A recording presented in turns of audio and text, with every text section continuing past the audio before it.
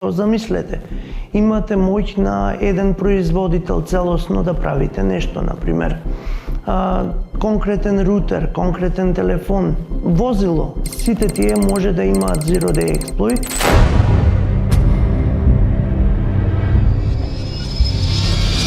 Кој се грижи за нашата сајбер безбедност, што е етички хакер и како се создава доверба во овие професионалци.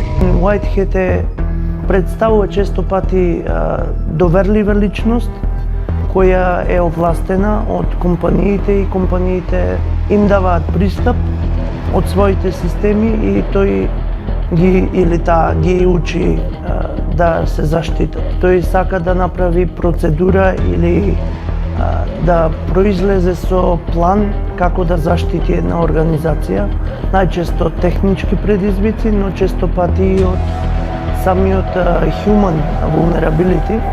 Секој смарт уред е потенцијална мета на сајбер напади, а вештачката интелигенција драстично го олесни пристапот до малициозни алатки.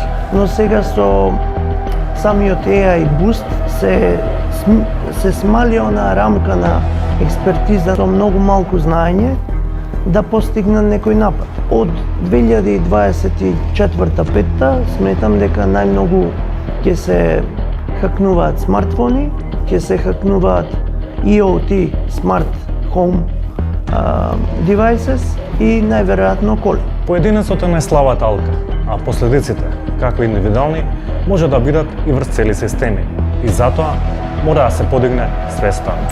Светот често пати е сериозно афектиран од Zero Day Exploits, тоа се слабости кои најчесто самиот производител на било која технологија или протокол не е свесен дека ја има таа слабост и после долго време некој ја открива и најодговорното нешто е да се пријави таа, но често пати се злоупотребува. Затоа White-Hat личностите се должни да го направат човештвото свесно за импликациите за својата приватност.